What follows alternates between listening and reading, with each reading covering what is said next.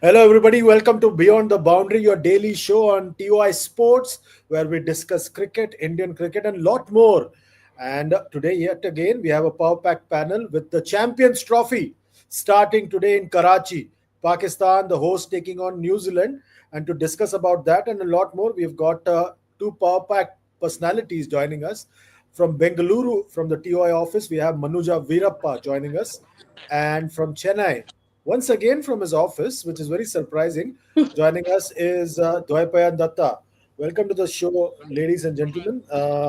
Thanks a lot. We'll start off with Manuja. Manuja, the first game of Champions Trophy 2025. It has felt like it's been going on for a while that, we'll have Champions Trophy. It's like the format itself that feels like finally it has come. And when the first ball was bowled, it felt like, oh, this is it. This is what we were building for because it was not score. They didn't score a run out of it. So, what was your feeling when you saw when you saw this game taking place in Karachi? First of all, I felt in this one innings, 1.5 T20 matches would have been done and dusted. I think the second match, one innings would have been up. I mean, very, very slow over it by Pakistan. I'd love to see what they get docked for this. I mean, you've been nice horse, I must say. But uh, everything apart, I think the beauty of ODI cricket is the kind of batting you get to see. And both William Young and Lehman today, I think, have been exceptionally good. The character which they've shown in terms of their batting and the way they pace their innings. William Young, in particular, since he came as a replacement for Rachin Ravindra, didn't have too many runs behind him coming into this match. I think New Zealand really set the stage for a fantastic tournament. Dwapan, we are in the final over of the New Zealand innings. New Zealand are 316 for 5. Phillips has just got out for 61. Yet again, he scored runs. Are these warning signs for a team like India? Because New Zealand are a bogey side for India in ICC events. More than a bogey side, like New Zealand is a very it's a very balanced side. They have learned how to play on subcontinental conditions. This lot, like i- see, one thing is that ODI cricket these days is an extension of Test cricket because teams bat 50 overs in Test cricket at best. So, and we know what New Zealand did in India a few days back, and then in Pakistan they won the Tri Series. I'm extremely pleased with the way this boy Will Young has shaped up. Like he was magnificent in that Test series. Then I didn't get to see him much. I think he didn't play in that home series in New Zealand. He was not getting a chance. Here he got in because Rachin Ravindra was injured. But magnificent temperament. He's so calm. He shepherds the ship and a terrific player. And if New Zealand plays this way, I would prefer a tournament where there is competition because I am tired of one-sided ODI cricket. One-sided ODI cricket. So even if there is competition in an India New Zealand game, that is better for me than a one-sided game. So I really appreciate the way New Zealand is playing at the moment. Yeah, Manuja, that's a good point that Dwaipayan makes because without breaking a sweat, they have almost scored 320. They're now 317 for 5 with one ball to go. And they played normal cricket till Glenn Phillips came and pushed the accelerator. They played normal cricket and without any effort. They made so finally they ended their 50 overs at 320 for 5. And it's only Glenn Phillips who's really given the fillip to the innings at the end. Yeah. I mean, I think he's really done what is expected of him. Like Dwaipan was saying, William Young, I think today was one of the most pleasing sights on a cricket field. You know, the way he leaned across, played with a straight bat. Effortless was the right term to use. You don't know where he got to his 100, 50 especially. uh, Played every ball to the merit of it. I think the first 2 or 3 overs that he played, there wasn't a boundary. He placed, I think, the entire till the I think the 40th over, there was just 1 6 that came off William Young of Roth. Uh, I, you know, these are innings which really kind of advertise for a good uh, ODI cricket competition. And if you look at his strike rate, 94.6, and even Nathan Lamak, I think at no point, sorry, Tom Latham, I think at no point of time did he go, did his run rate, this thing. I think he was mostly run a ball for a better part of the match. But Young, with the way he played, especially his footwork today, I think was very, very pleasing to the eye. When you saw that innings, New Zealand were struggling slightly at 73 for 3, and Pakistan would have felt that they are in with a chance to restrict New Zealand. But then this partnership with 118 runs between Will Young and Tom Latham completely killed any chances that Pakistan had of coming back into the game. Tom Latham is also another character who just quietly nurdles the ball around and picks up runs. He's New Zealand's Test captain as well. He seems to be reveling in this role of being the wicketkeeper in the one-day format and being the guy who holds the innings together. Yes, there are certain players, especially from New Zealand, whom you will probably not remember once they retire. But when they are playing, they play very important roles. And Tom Latham is that kind of a player. You will never discuss Tom Latham in a cricket discussion. You will never do that. But there is that element of utility about him, and New Zealand sees something in him. That's why I remember he was having an atrocious 2023 World Cup, if I am not wrong. Uh, but they stuck with him. They stuck with him. They know that this is a player who can hold that innings together. And the thing that has happened is because these guys have played so much cricket in the subcontinent that they know how to do this thing. Like when they bowl, I'm very keen to see how their finger spinners bowl, because as far as I'm concerned, unless you have a Jasprit Bumrah up your sleeve, it is the finger spinners in the middle overs who give you the control in subcontinent ODI cricket. So that is another area I'm keen to see how Santner etc. they bowl. So New Zealand has that rounded feel about about them in this team, and is Tom Latham is the right cog in that wheel. He will. Where the team rotates around him, and then he sets it up for the lower order, like people like Glenn Phillips, to have a go after the 40th over, which he did this time. Manuja, do you think stars are aligning for New Zealand in this tournament? Because every other team have got injury issues or people pulling out at the last minute. Are stars aligning for New Zealand in that sense? Yeah, I mean, they've also lost Rachindra Mindra, they've lost Ben Sears. Somebody else went out yesterday. Lockie Ferguson. Lockie Ferguson went out. I don't know how much of an opportunity Jimson will get from as his replacement. Also because obviously he's not playing today. Also, he hasn't played ODI in a very long time. Uh, but it's just that bench strength that they have, and so even when the top order, the calmness with which you were talking about that 118 runs partnership, Chandesh, it's an indication of the team that they have come with, and the team that they are here. Obviously, it is like I think one of the comments, sports boy or sports fan here, I think he was saying about home conditions for them. They've really felt at home. They've been there for about 2 weeks now for the Tri Series. Yeah.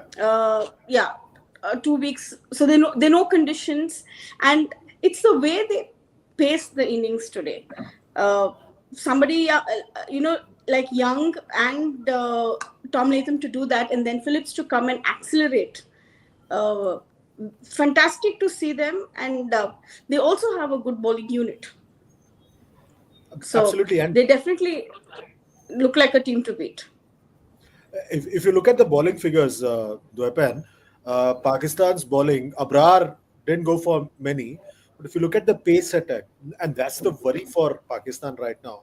Their pace attack is their strength and also their weakness, especially someone like a Haris Rauf, because he has the pace, but the faster he comes, the faster he goes. He's gone for 83 in his 10 overs. Yes, that has been the problem of Haris Rauf like all his life. He's like that bull. He just comes in and bowls one length. That back of the length bowling it's good. It's okay probably in Australia, but then in Australia also he learnt it the hard way when you are up against the class of Virat Kohli. What can happen? You can be slapped for a six over your head. So that problem with Haris Rauf is that he's just that one length bowler. That is what I have felt. Uh, that sometimes get caught. He has the pace, but he does not have the subtlety that is required to be successful against sides of this quality on such conditions. And Shahin Shah Afridi's problem is he is still not getting that ball to bend back to the right hander. Unless he does that, he is a mediocre bowler. He's easy meat. That has to come. I saw in the last final, probably in the tri series final, he was getting a few to go, but he had lost that delivery somewhere after his injury, and I do not think he has still got it back the way it used to be earlier. So if that doesn't happen, then it's a very flat attack, and they will be just hoping against hope that some sort of a miracle happens in the India Pakistan game and they are alive. Otherwise, let's see. But then let's see how they bat. Unless two innings have happened, we do not. We should not jump to conclusions. Manuja, is this a worry for Pakistan looking at that or the fifth bowling option, Kushdil Shah and Salman Agha?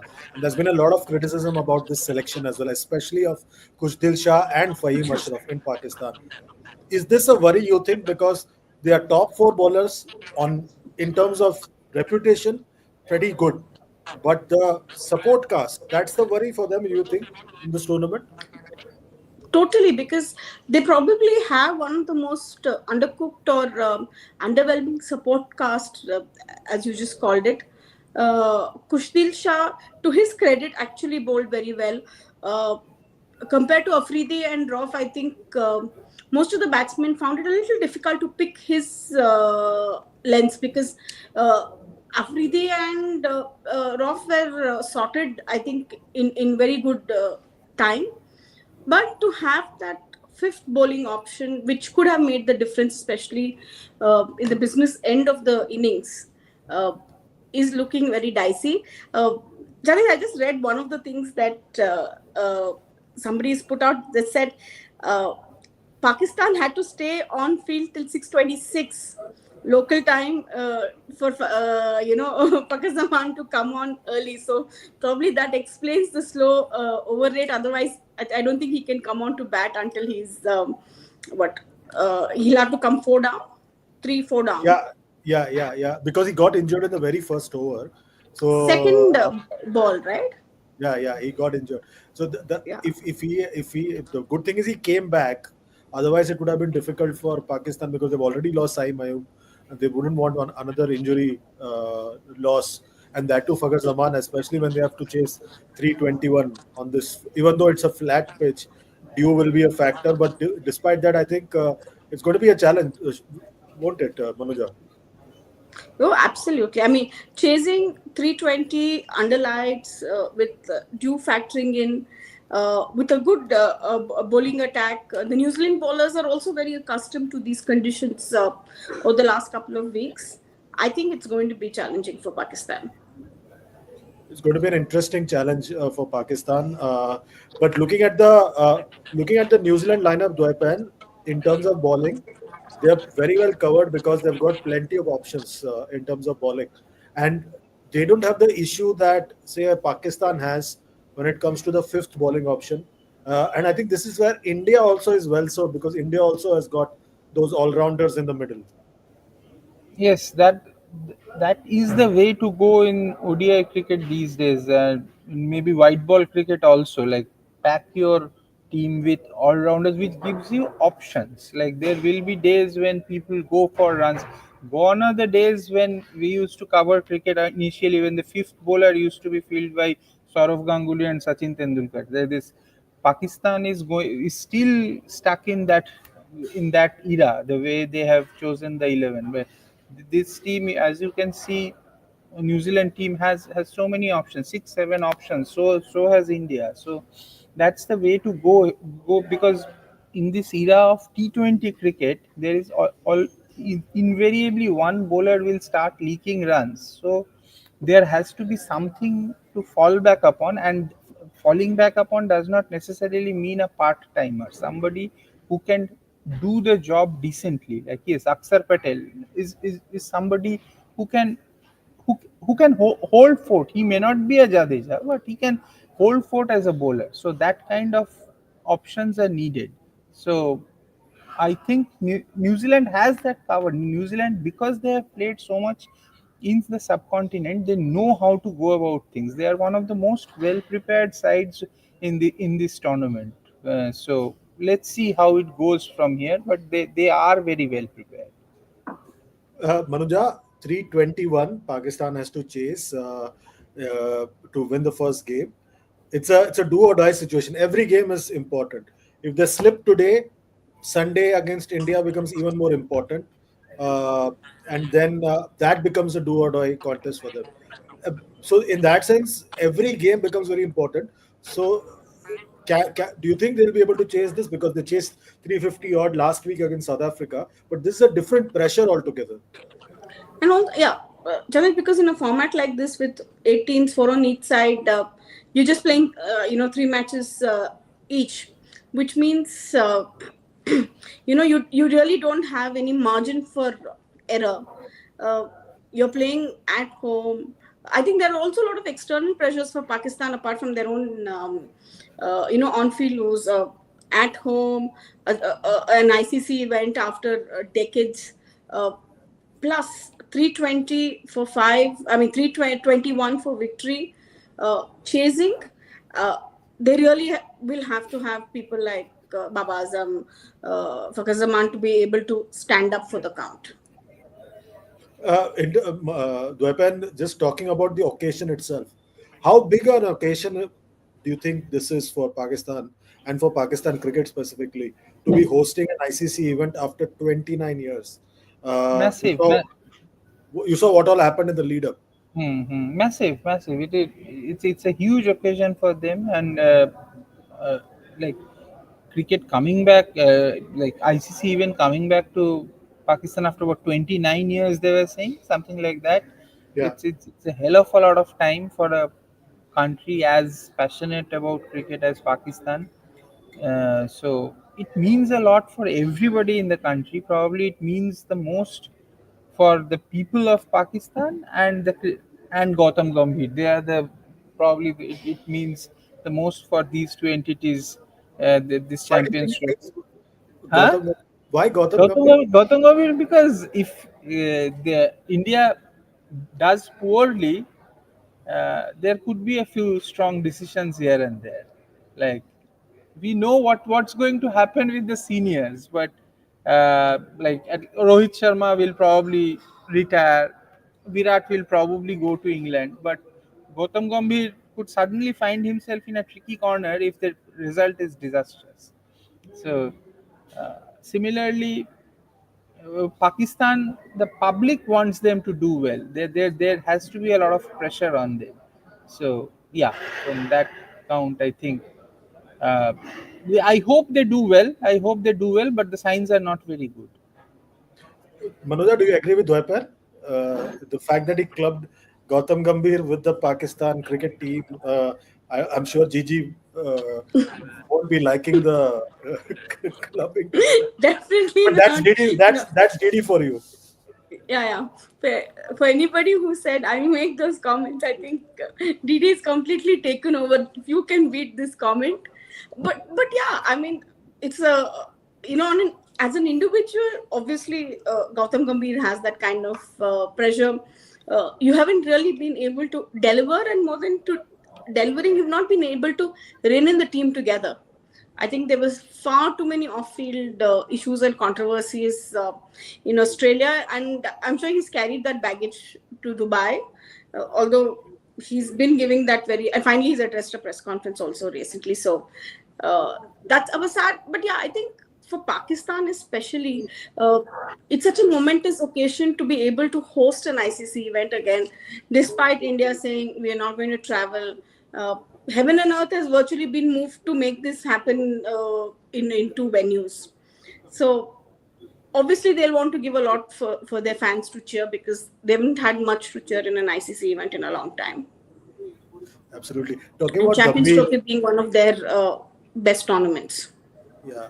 Dwaypan, talking about Gambhir, tomorrow India starts off their campaign against Bangladesh. This team, Bangladesh, sometimes raises their game against India, sometimes they just fall flat. Uh, how do you see that contest? Because we'll be coming on air 24 hours later. How do you see that particular contest, India Bangladesh? I see why you are so wary of Bangladesh, because I remember you covered the 2007 World Cup, and we remember what Bangladesh did to that World Cup by beating India in that match. Uh, but that was a different era, different game, and Bangladesh, I do not think beats India in any meaningful match. I do not consider the bilateral ODIs meaningful. The best thing about Bangladesh is still their national anthem when it comes to cricket. So uh, shouldn't be too difficult for India. If they play moderately well, it's an easy game for India. I'm going to be once again suggesting Sahil and KSR to start an unfiltered podcast that we just roll the camera and just let Dwepan talk. because because the number of times he says things that we say off camera is just No, it's just seriously, amazing. I really do not like. I do not see a reason to be like wary of Bangladesh. Like, there- if India has to play very, very, very poorly to lose to Bangladesh, uh, Bangladesh shouldn't be a difficulty for India. Manuja, what's your take? I completely agree with this unplugged version of DD. Uh, the fact that they don't even have, say, I would have given them some this thing. Shakib Hassan, Tamim Iqbal, again, both not being there. And we've at least, India has at least played, three, four ODIs this year, three ODIs this year, three ODIs last year. I don't think Bangladesh has played any this year. Played about 8 or 9 last year. Then again, you don't know which side of the bed these Bangladesh cricketers wake up. Got completely smashed by West Indies on that tour. Although they did get some runs, but really they'll have to do something extraordinary to be able to beat India in Dubai tomorrow. The fact that there is some rain prediction, or it's partly cloudy in Dubai tomorrow, can be of some relief for them. Dwepan, do you see this tournament now being a tournament of two halves? The half in Dubai being played under completely different type of conditions, and the Pakistan leg being completely like a highway with plenty of runs being scored. Sandesh, I am not very sure whether this pitch, though they got 320, is an absolute belter, because the Shah, the moment he came on to bowl, the first ball, left arm spinner, it turned a bit, it gripped and turned. So, and the batters, when they came in, it was not very easy to get going right from the word go. So, it needed a bit of skill. So I think the condition, and I haven't yet seen the conditions in Dubai. I do not think it will be drastically different from at least what we saw in today's match. The other venue, I'm not very sure of. So unless I see a match, but today batting was not as easy, because 320 looks a very good score, but that had a lot to do with the skill of the New Zealand batters, because the So, ball did turn and grip and turn the left. When the left arm finger spinner turns the ball, the then there is something in it for the spinner. so do you think Duke could be a factor here in Karachi? That's what Rizwan said at the toss. Sure, that's why they have chosen to field. Like if the dew comes in and the spinners are rendered ineffective, then it's a different ball game. But then Pakistan has to withstand the pace attack of New Zealand. That is, they cannot lose. They cannot be 50 for 3 and hope to chase 320. That's right. Rohit Sharma is just addressing a press conference right now in Dubai, and he's defended the decision to bring in five spinners to the Champions Trophy. Manuja, uh, last couple of questions. Your take on the five spinners? Were you also shocked that India has got five spinners? In fact, they let go of a batter and brought in another spinner at the very last minute, just to give us Yeah. the 2021 vibe. Total the season of X Factor for India, I guess. Um, I still don't understand why we carried Washington Sundar. I mean, you already have, and also we also know why, Washi makes it to the team. But when you have Kuldeep, I mean, even in an injury factor, you still have Aksar, Kuldeep, Jadeja, Varun Chakravarti. Whereas you really haven't carried much of like to like replacement for your top order. Hmm.